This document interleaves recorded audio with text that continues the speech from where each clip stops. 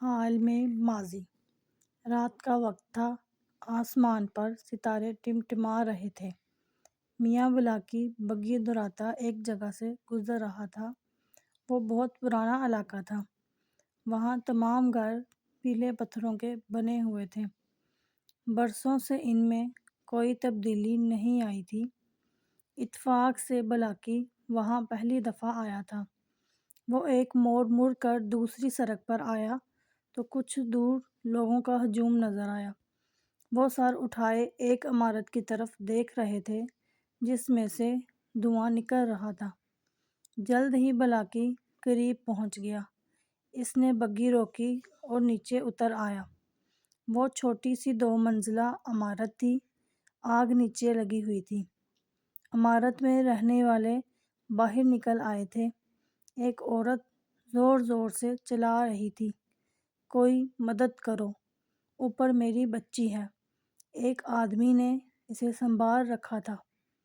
کچھ لوگ آگ بجھانے کے لیے اوپر جانے کی کوشش کر رہے تھے لیکن لکڑی کے زینے نے آگ پکڑ لی تھی، اس لیے کسی کی ہمت نہیں ہو رہی تھی۔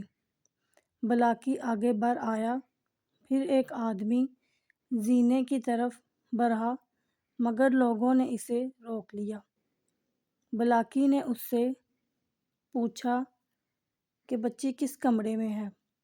وہ بولا، دائیں طرف والے کمرے میں۔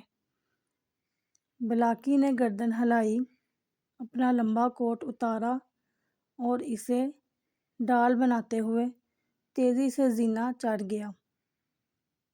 بہت سے لوگوں کے منہ سے بے ساختہ نکلا، ارے دیکھو، وہ آگ میں گھس گیا ہے۔ عورتیں بھی چیخنے لگی تھیں۔ بلاکی ایک ساتھ کئی سیڑھیاں پھلانگتا جلد اوپر پہنچ گیا۔ وہاں آگ نہیں تھی لیکن دھواں بھرا ہوا تھا۔ وہ کھانستا ہوا دائیں کمرے میں داخل ہوا جہاں اس نے ایک بچی کو بستر پر بیٹھے دیکھا۔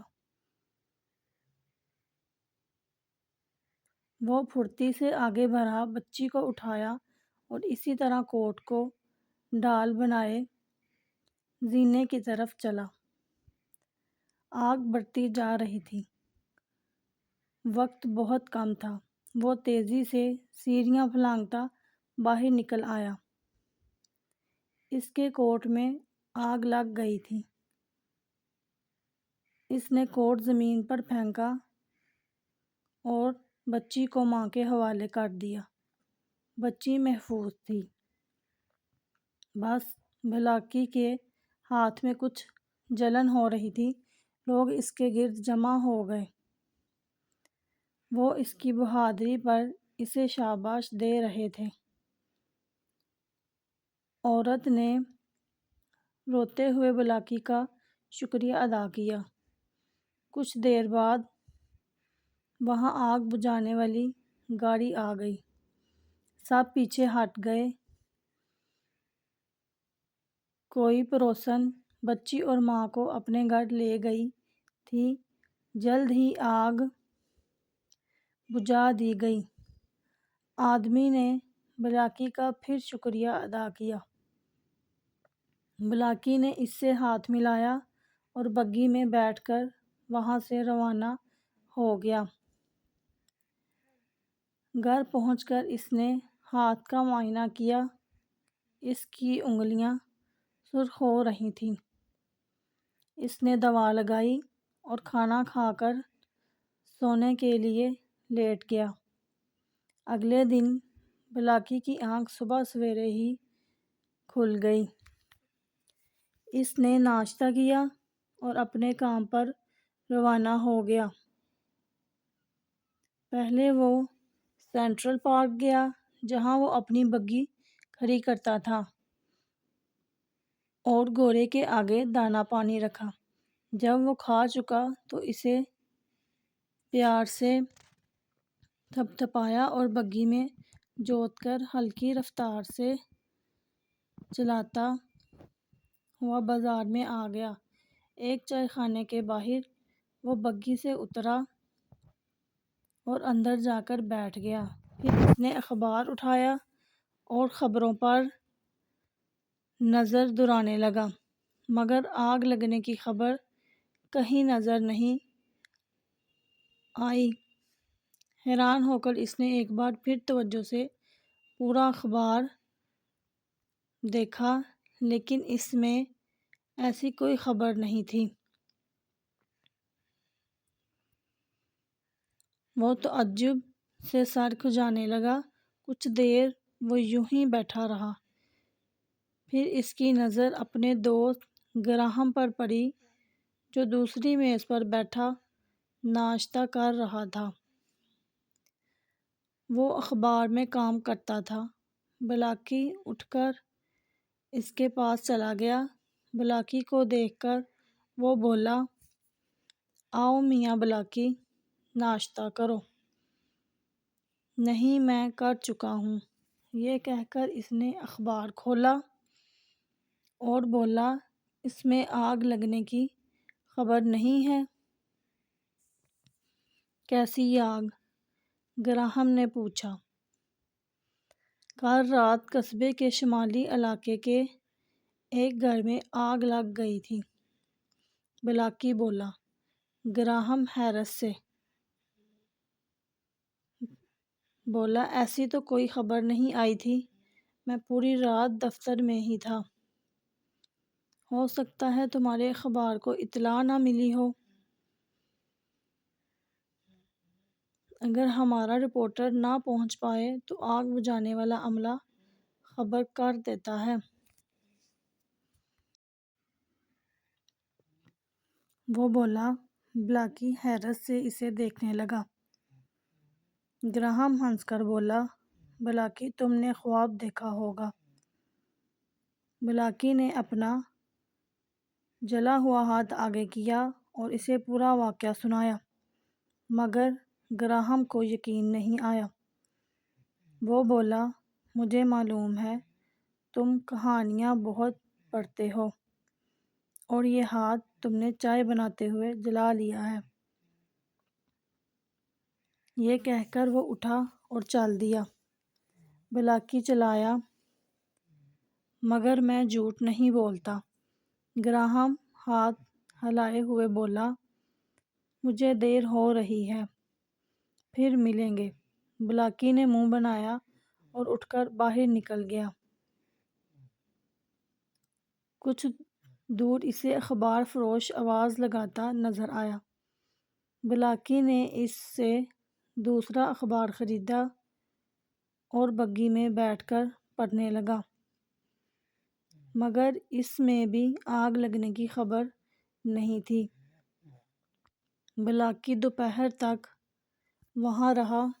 اسے قریب کی 2-1 سواریاں ملیں، لیکن اس کا دماغ رات والے واقعے میں الجھا رہا۔ آخر اس نے وہاں چکر لگانے کا فیصلہ کیا۔ کچھ دیر بعد وہ اس علاقے میں پہنچ گیا۔